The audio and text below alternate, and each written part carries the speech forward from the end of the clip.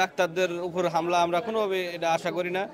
অবশ্যই এটা সুস্থ তদন্তের মাধ্যমে এটা বিচারের আওতায় আনা হোক, এটাই আমরা চাই সাধারণ নাগরিক। এবং আমরা এখানে চিকিৎসার জন্য আসি, সুচিকিৎসা হোক, এটাই আমরা চাই। আজকের এই ঘটনার পরিপ্রেক্ষিতে ঢাকা মেডিকেলে এই রাষ্ট্রীয় সম্পদে আজকে হাজার হাজার মানুষ, সমস্ত রোগীরা ভোগান্তির ভিতরে আছে। আমরা এখন আসার পরে ডাক্তার পাইতাছি না, কিভাবে চিকিৎসা করবো তাও বুঝতে পারতাছি না আর কি।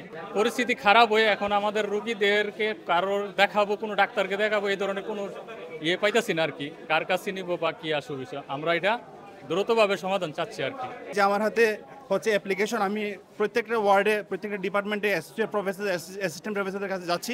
ওনারা বলছে যে মানে কালকে রাত থেকে ঝামেলা হওয়ার কারণে কোনো ধরনের সেবা দেওয়া সম্ভব হবে না। সুতরাং এই অবস্থায় আমি কি করব, কোথায় যাব, আমি আসলে বুঝতে পারছি না। আমি খুবই ফ্রাস্ট্রেশনে ভুগতেছি। কোনো সেবা ব্যবস্থাই ভালো না, ঠিক আছে। জরুরি বিভাগেও দেখাইতে পারতাছি না, কোনোভাবেই কোনো ব্যবস্থা করতে পারতাছি না, ঠিক আছে। আমি অনেক দূরের থেকে আসছি, ঠিক আছে। আইসা এই হয়রানি, সেবা কেন্দ্রটা চালু রাখুক, এটাই আমাদের প্রত্যাশা। চরম ভোগান্তিতে এই যে আপনাদের দেখতেছেন আমাদের আশেপাশে সবারই একই অবস্থা, সবারই ভোগান্তি।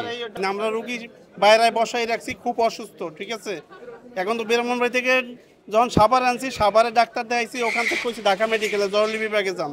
জরুরি বিভাগে আসছি, এখান তো কোনো ডাক্তার নাই, ডাক্তার কর্মবিরত দিয়ে রাখছে।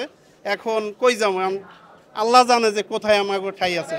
আমরা কোনো জ্ঞান চাই না, মারামারি চাই না। আমরা সাধারণ মানুষ, আমরা সাধারণভাবেই বাঁচি, কিন্তু সুস্থভাবে বাঁচতে চাই। আমাদের সুস্থভাবে এটা খুলে দিতে বলেন এমার্জেন্সি, আমার বাবা একটু সুস্থ হোক, এটাই আমরা চাই। আশা করতে গিয়ে যে এখন যেরকম দেখতেছেন বন্ধ রাখছে সব কিছু, ওরকম বন্ধই রাখছে। ওনারা বলছেন এখানে জ্ঞানদাম চলতেছে, বন্ধ এমার্জেন্সি, খুলবে না। আমি আশা করব যে এই ধরনের সংকট এটা খুব দ্রুত কেটে যাবে এবং আমরা যারা নাগরিক সেবা পেতে ইচ্ছুক তারা এই ধরনের সরকারি হসপিটালে প্রপার সেবা পাবো এবং আমরা আমাদের গন্তব্যস্থলে আমাদের পেশেন্টকে নিয়ে যেতে পারবো। আমরা চাচ্ছি এটা অতি দ্রুত সমাধান হোক। এখানে বাংলাদেশ সেনাবাহিনীর লোক আছে, পুলিশ ডিপার্টমেন্টের লোক আছে, ওনারা অতি দ্রুত এটা পর্যবেক্ষণ করে এটা সুষ্ঠু সমাধানের মাধ্যমে এবং চিকিৎসা সচল রাখুক, এটাই আমরা চাই।